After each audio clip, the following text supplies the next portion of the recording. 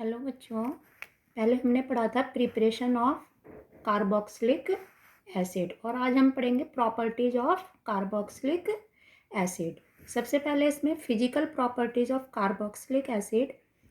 Aliphatic carboxylic acid up to 9 carbon atoms are colourless liquid at room temperature with unpleasant odors. Higher acids are wax solid and odorless. Then solubility, lower acids are miscible with water in all proportions, but solubility decrease with increase in molecular mass. Then boiling point is very higher than alcohol due to formation of dimer. अब हम पढ़ेंगे chemical properties of carboxylic acid. Carboxylic acids are weaker than mineral acid. Mineral acid has HCl, H2SO4s, but they are stronger acid than alcohol and phenols. These are the resonance structure of carboxylic acid. Carboxylic acid and carboxylate ion are stabilized by resonance, but resonance energy of carboxylate anion is more than that of undissociated carboxylic acid. So it is greater stability of carboxylate anion than carboxylic acid. इसलिए जो carboxylic anion है उसकी stability carboxylic acid से ज़्यादा है, which is responsible for ionisation and hence the acidic character of carboxylic acid. Double bond character of carbonyl bond, this is carbonyl bond. Double bond character of carbonyl bond in carboxylic acid is greatly reduced because of resonance. So carboxylic acid and their anion don't show characteristic reaction of carbonyl group. इसलिए जो carboxylic acid है and their anion और उसके जो anion है वो carbonyl group की characteristic reactions को शो नहीं करते हैं, क्योंकि जो डबल बॉन्ड करेक्टर है कार्बोनिल बॉन्ड का कार्बोक्सिलिक एसिड में that is greatly reduced due to resonance. तो इसलिए वो क्या करता है, जो कार्बोनिल ग्रुप की करेक्टरिस्टिक रिएक्शंस है उनको शो नहीं करता है. And effect of some substituent is as follows. Effect of electron withdrawing substituent. अगर कोई इलेक्ट्रॉन विड्रॉइंग सब्सटीट्यूएंट इससे अटैच्ड है, the electron withdrawing substituent decrease the electron density on the OH bond, thus facilitating the release of hydrogen ion and also stabilize the carboxylate ion by dispersal of negative charge. Thus an electron withdrawing group increase the strength of the acid. तो आपको ध्यान रखना है कि electron withdrawing group increase the strength of acid.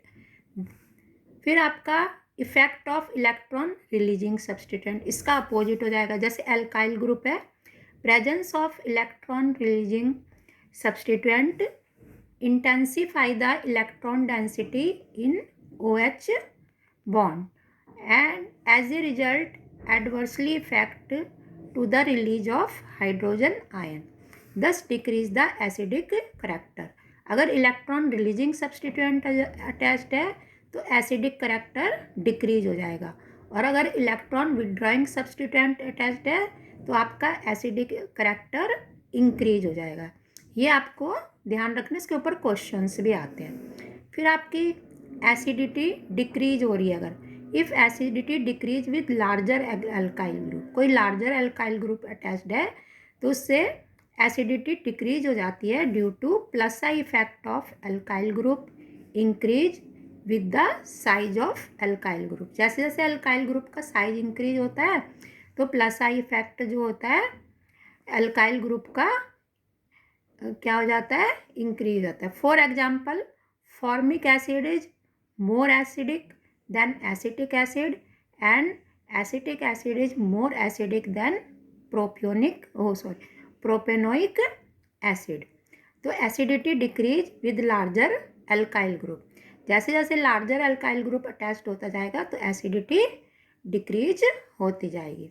अब देखिए, acidity increase with increasing number of electron withdrawing substituent on the alpha carbon atom. Alpha carbon atom पे जैसे जैसे आपके इलेक्ट्रॉन विड्रॉइंग सब्सटीट्यूएंट का नंबर इंक्रीज होता जाएगा तो एसिडिटी इंक्रीज होएगी।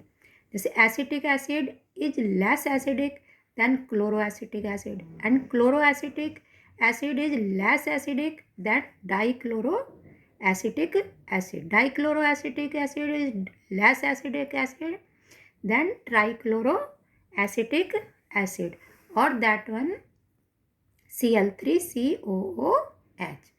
फिर एक और, acidity increase with increasing electronegativity of the substituent. जैसे जैसे इलेक्ट्रोनेगेटिविटी सब्सटीट्यूएंट की इंक्रीज होएगी तो एसिडिटी भी इंक्रीज हो जाएगी। अब देखो, हमने एक ले लिया iodoacetic acid, bromoacetic acid, chloroacetic acid and fluoroacetic acid. तो आपको पता है फ्लोरीन की इलेक्ट्रोनेगेटिविटी सबसे ज़्यादा होती है, तो इसलिए iodoacetic acid is less acidic than bromoacetic acid, bromoacetic acid is less acidic than chloroacetic acid and chloroacetic acid is less acidic than fluoroacetic acid. फिर और एक देखिए, acidity decline with increasing distance between electron withdrawing group and acidic group COOH group. COOH group और electron withdrawing group के बीच अगर distance increase होती जाती है तो एसिडिटी भी आपकी डिक्रीज होती जाती है। For example 2-chlorobutanoic acid. 2-chlorobutanoic acid is more acidic than 3-chlorobutanoic acid and 3-chlorobutanoic acid is more acidic than 4-chlorobutanoic acid. अब देखिए, एरोमेटिक कार्बोक्सिलिक एसिड के लिए unsubstituted aromatic carboxylic acid are stronger acid than unsubstituted aliphatic carboxylic acid. जो आपके अनसब्स्टिट्यूटेड aromatic carboxylic acid है वो aliphatic carboxylic acid के comparison में स्ट्रॉन्गर एसिड है।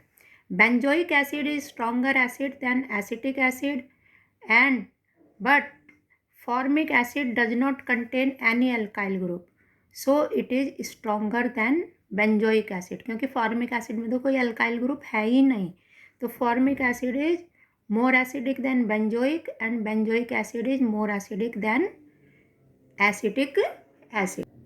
अब देखिए, chemical reaction of carboxylic acid are classified as follows. सबसे पहले reaction involving cleavage of OH bond.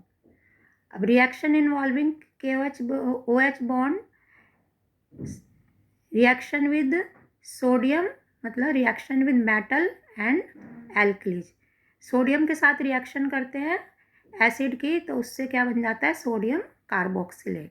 हमने अगर एल्कली के साथ रिएक्शन कर रहे हैं, सोडियम हाइड्रोक्साइड के साथ रिएक्शन करी हमने, तो भी उससे हमारा सोडियम कार्बोक्सिलेट बनेगा और वाटर का मॉलिक्यूल अलग निकल जाएगा।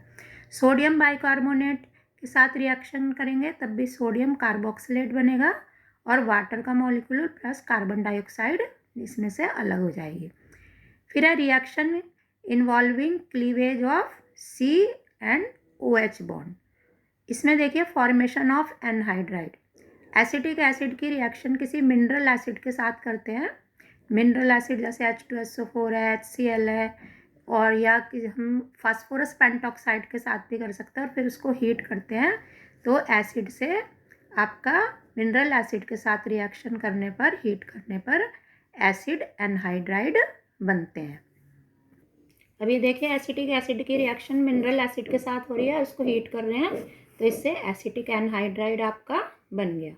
फिर एस्टरिफिकेशन की रिएक्शन, ये आपने पहले भी पढ़ी है अल्कोहल में कि एसिड और अल्कोहल की रिएक्शन करते हैं मिनरल एसिड H2SO4 की प्रेजेंस में, तो इससे आपका एस्टर बन जाता है। तो ये हमने एसिटिक एसिड की रिएक्शन इथाइल अल्कोहल के साथ करी और उसको H2SO4 की प्रेजेंस में, तो इससे इथाइल एसीटेट एस्टर आपका बन गया है। तो ये रिएक्शन आपकी एस्टरिफिकेशन के रिएक्शन के नेम से भी आती है और अल्कोहल में भी काम आती है और एसिड में भी काम आती है। फिर reaction with PCl5, PCl3 and sulphonyl chloride. PCl5 के साथ रिएक्शन होगी एसिड की, तो इससे बन जाएगा आपका एसाइल क्लोराइड।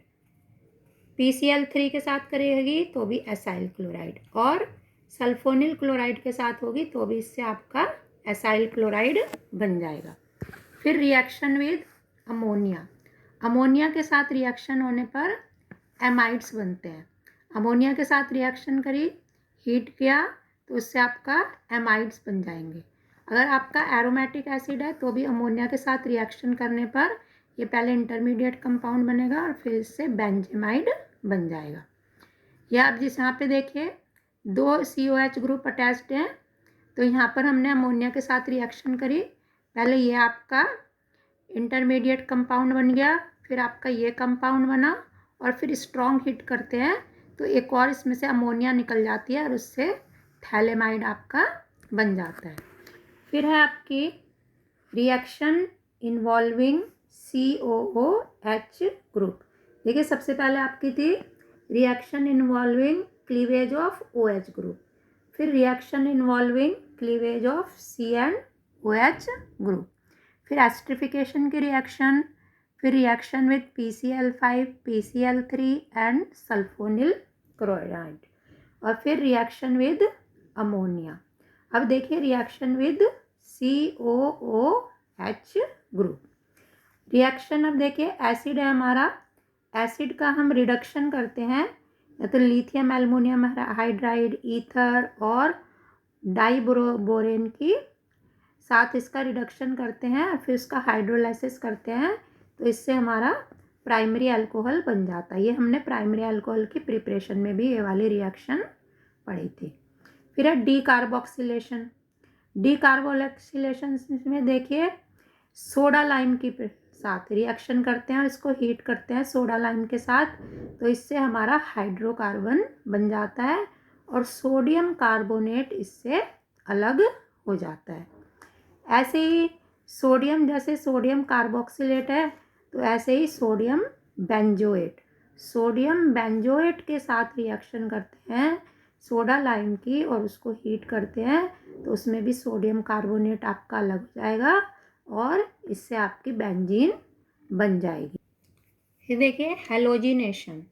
हेलोजिनेशन की जो इस रिएक्शन है वो एक नेम रिएक्शन के नाम से फेमस है, हेल-वोल्हार्ड जेलेंस्की रिएक्शन। इसमें आपकी एसिड की रिएक्शन हेलोजन्स के साथ रेड फास्फोरस की प्रेजेंस में करते हैं और फिर उसका हाइड्रोलाइसिस करते हैं, तो इससे आपका अल्फा हेलो कार्बोक्सिलिक एसिड बनता है। और हेलोजन कौन कौन से हो सकते हैं, क्लोरीन और ब्रोमीन। तो ये रिएक्शन आपकी नेम रिएक्शन में आती है, किस नेम से आती है, हेल-वोल्हार्ड जेलेंस्की रिएक्शन। अब देखिए इसकी ring substitution reaction. Ring substitution reaction किस में होगी, एरोमेटिक कार्बोक्सिलिक एसिड में। Aromatic carboxylic acid undergo electrophilic substitution reaction in which COOH group act as deactivating and meta directing group। Meta group, meta जो position है उस पे आपका substituent attached होगा। They however do not undergo Friedel Crafts reaction, इसमें लेकिन Friedel Crafts reaction नहीं होती है, because carboxyl group is deactivating and the catalyst AlCl3 which is Lewis acid gets bonded to the carboxylic group, इसलिए इसमें Friedel Crafts reaction नहीं होती। Benzoic acid का पहले नाइट्रेशन, बेंजोइक एसिड की रिएक्शन कंसनट्रेट नाइट्रिक एसिड के साथ concentrate H2SO4 की प्रेजेंस में करते हैं तो इससे आपका क्या बन जाता है, मेटा नाइट्रोबेंजोइक एसिड। फिर इसकी रिएक्शन ब्रोमीन के साथ आयरन ब्रोमाइड की प्रेजेंस में ब्रोमिनेशन की रिएक्शन, तो इससे Meta bromo benzoic acid, Meta directive, Meta position पे अटैच्ड होंगे। ऐसे ही फिर सल्फोनेशन की रिएक्शन, सल्फोनेशन की रिएक्शन आपको पता है H2SO4 के साथ होगी कंसनट्रेट, और जो SO3H ग्रुप है वो मेटा पोजीशन पे अटैच्ड हो जाएगा और आपका बन जाएगा मेटा सल्फो बेंजोइक एसिड। ये तो आपकी केमिकल रिएक्शंस हैं। फिर है यूजेस ऑफ कार्बोक्सिलिक एसिड। जो आपका कार्बोक्सिलिक एसिड है उसमें से formic acid, formic acid is used in rubber, textile, dyeing, leather and electroplating industry. Acetic acid है, acetic acid is used as a solvent and vinegar in food industry. Acetic acid as a vinegar नाम से तो आप सब इससे familiar हैं, तो food industries में यूज होता है एज ए विनेगर के नेम से। एडिपिक एसिड होता है इसमें एक, which is used in manufacture of nylon 6,6। Sodium benzoate is used as preservative. Higher fatty acid are used for the manufacture of soap and detergent, and esters of benzoic acid are used in perfumery.